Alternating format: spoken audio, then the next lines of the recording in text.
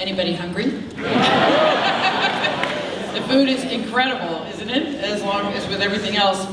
I would like to welcome back Jon Favreau from his audience.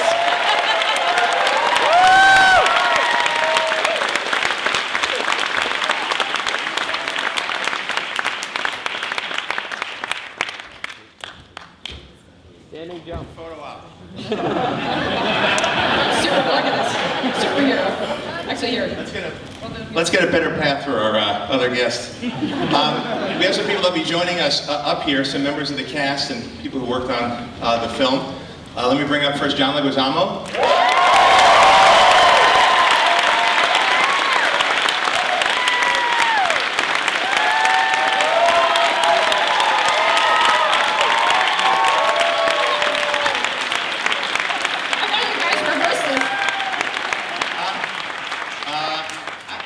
I will meet the next person at the curtain on the side. Through there? Okay, that's how we go. Good, perfect. So over there. One of our youngest cast member, one of his first films, MJ Anthony.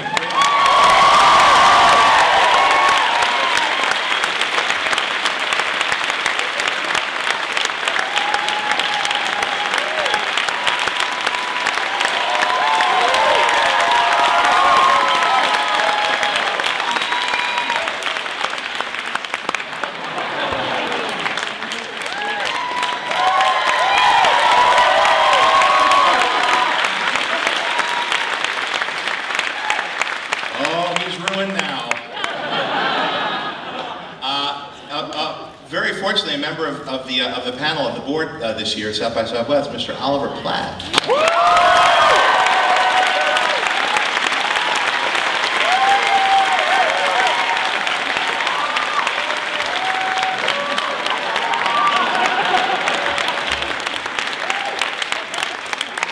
And somebody who we could not have. I could never have done all the cooking stuff, and somebody who served as a consultant on the script, whose life story was not very different from the experience that I had written about here, and we joined up together. He read the script and completely gave it. The thing he said to me is that there's not a lot of movies about chefs that the chefs actually like, because everybody gets it wrong. And he said, I'll work as hard as you want, but you got to get it right and get it authentic, and that's Mr. Roy Choi. Come on.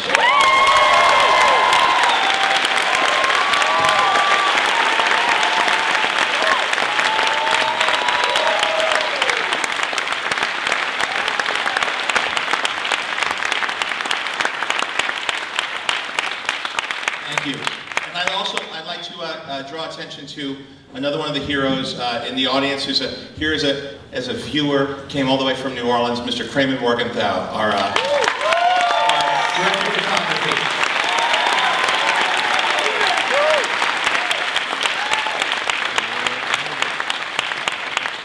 We also have Gary Clark Jr. You want to come on?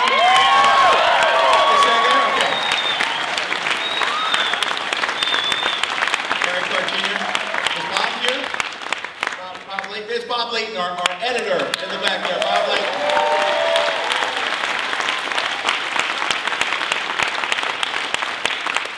If you saw any DNA of Spinal Tap in that movie, that was one of the films Bob cut. You should look up his resume on IMDb. It's pretty impressive. We were very, very lucky company there. I think this is our Q&A panel. How do you want to do this? You want to ask us questions, or should we talk, or what do you want to do? I'll start with the first question and throw it out to the audience, who I'm sure have plenty of them. So, dream ensemble cast.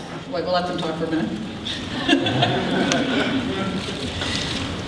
Sorry. You guys done? I missed that. Oliver hadn't seen the movie before, so we're... And Oliver's on our narrative jury this year, so it's thrilling to have him here. Sure, yeah. So the dream ensemble cast, I mean, yes. Top to bottom. You want to talk about that for us? I could start. It's something where I wrote it, and as I said before, it kind of hit me all at once, and you know when you get hit with inspiration like that, you get out of the way and you just finish it, and then you see who's in it, and then you start to imagine people playing those roles.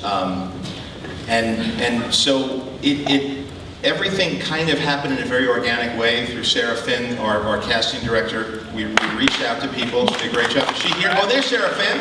Right there, Sarah Finn, our casting director.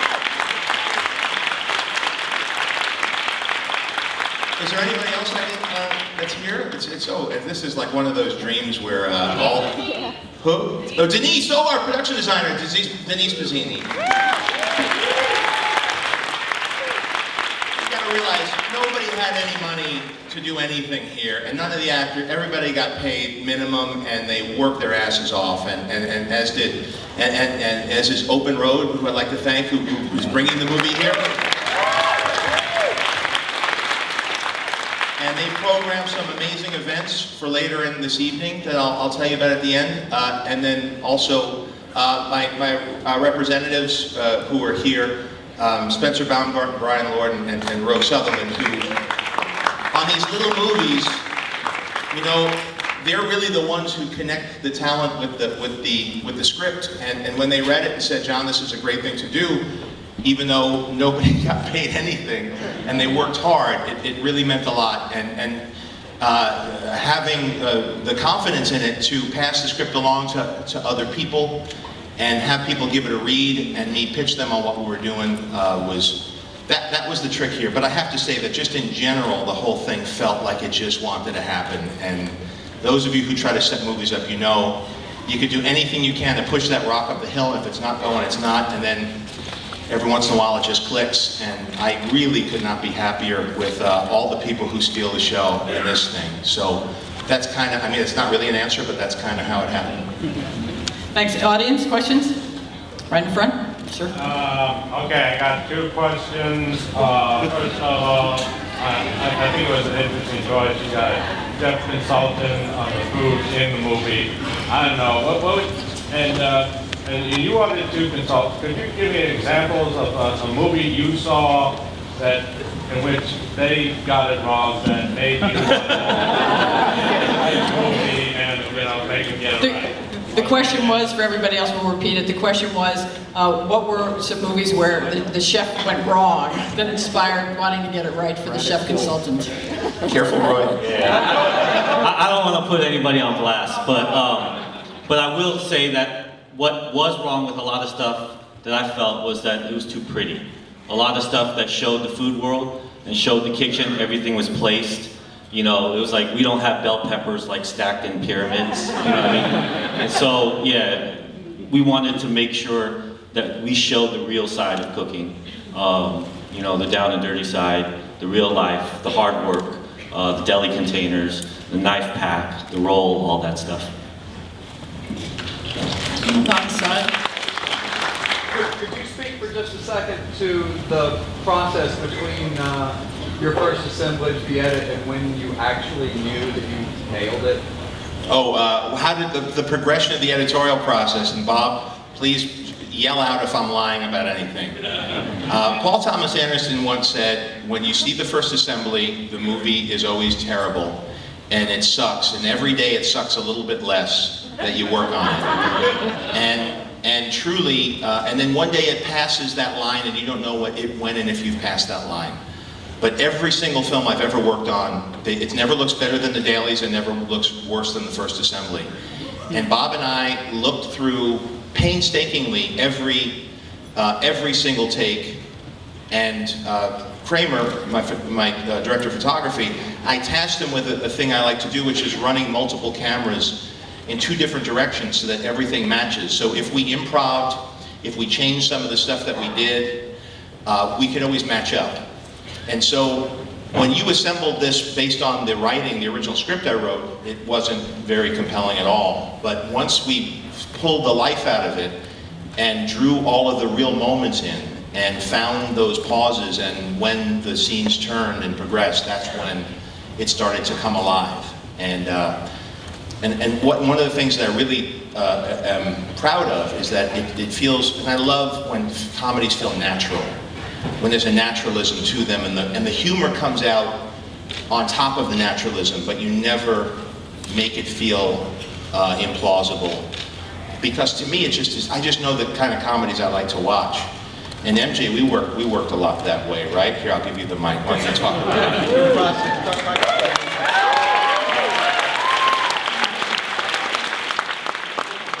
Okay, I'm 10, so this isn't going to be that great, and I kind of got to go to the bathroom, so...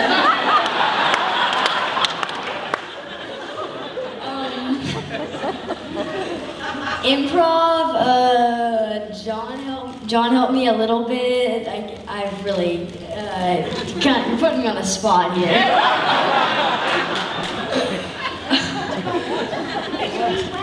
Did you eat well while you were? Oh, yes. I definitely ate well. How did you actually get involved with the film? How did you hear about it? How did you get cast for it? Oh, Coast to Coast.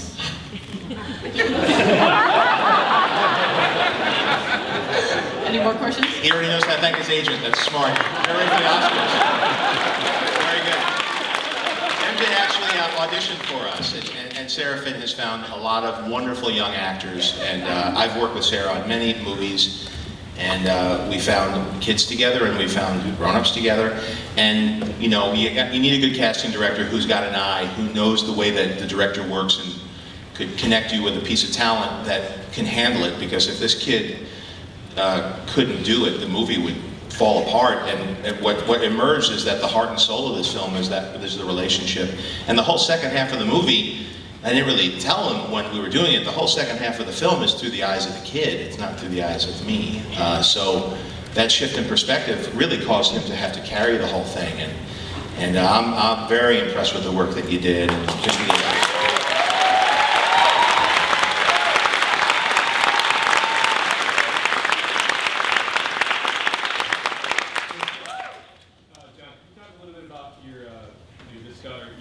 social media to unite generations in the movie? Like, how did you really... Oh, the social media aspect?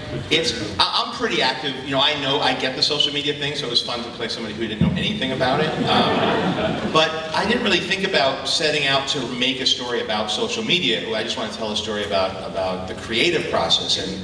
And you know, we were looking at movies like Eat, Drink, Man, Woman, and Big Night, and that's all that was in my head as I was doing this. In the books that I've read, Anthony Bourdain's book, and so I didn't think social media would be part of it, but kind of like how in Swingers the answering machine became part of the language, just because that was our lives. This is what our lives are now. It's through Twitter, and I was just thinking about what would really happen, and then through the graphics and stuff, I got some VFX chops from my day job, so I was able to do some fun things with it graphically, which I think really encapsulated what it really feels like. But it's amazing to me how audiences now think in social media terms, and they get jokes a lot faster than I thought that they would. And I just wanted, you know, the thing is, you always want to put your characters in as hot of water as you can to raise the stakes. And everybody knows that feeling of when you get put on blast and when you make the awful mistake of Googling yourself, or, especially if you have any degree of notoriety, it is soul-crushing. So it really was just a storytelling tool that ends up making it feel, you know, of today, which I'm particularly pleased with. There's been a hand up in the back, no, all the way in the back, about like 4 rows from the very, very back. Yeah, go ahead. Hi. Can you tell me what's next in the movie, where it's going to open, when it's going to open? Oh, thank you. Good. Yes, please. Everybody tweet something with #chef, and we'll see if we can get this thing trending from our first appearance. So if you like it, please get the word out. Because much like the food truck, this movie is like a little food truck, you know? And what's good is that with grassroots support, it doesn't take much to turn this thing into something that's socially relevant. So coming here was, I think, you know, hearing how it played was fantastic. It's coming out the beginning of May. We're gonna, right now we're talking about probably a platform release, which means it opens and spreads slowly and widens out to a fairly wide release by the 3rd weekend in May. So it's gonna be swimming in those same shark-infested waters that, you know, Iron Man did, and it's not Iron Man. So, you know, but honestly, without reservation, I say that we made this movie for tonight. this was the night. I didn't know it was going to be here. I didn't know it was going to be on this day.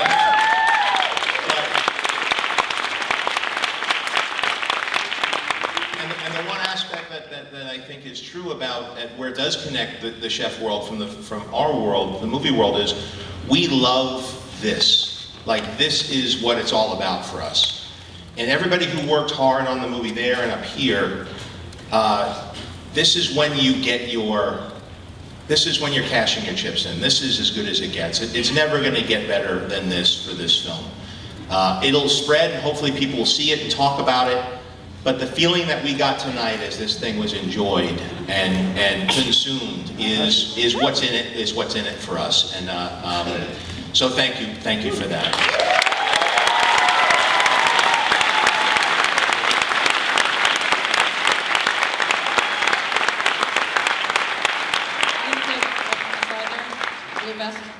Hi, how you doing? Thank you, John, and everybody for the film. Bravo. I noticed at the end of the film, there was a Texas star inside the El Jefe restaurant in LA. First question, was it on purpose? The second, are you going to be making more films here in Texas? I flew my company from Hollywood, California, back home to Texas. Clearly you're not a communist or Cuban. So I'll say yes, that was a Texas star.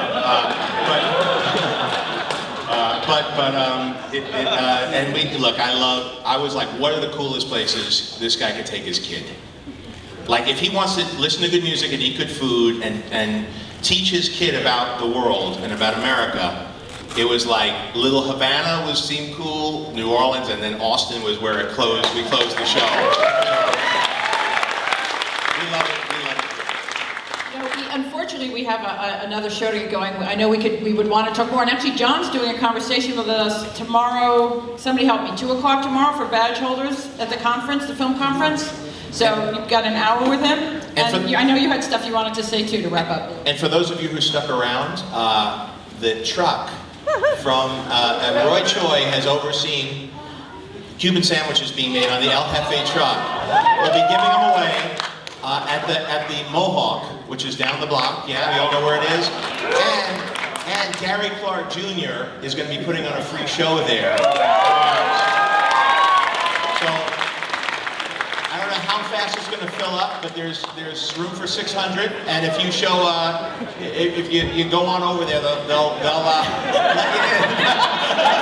Bye-bye. Thank you.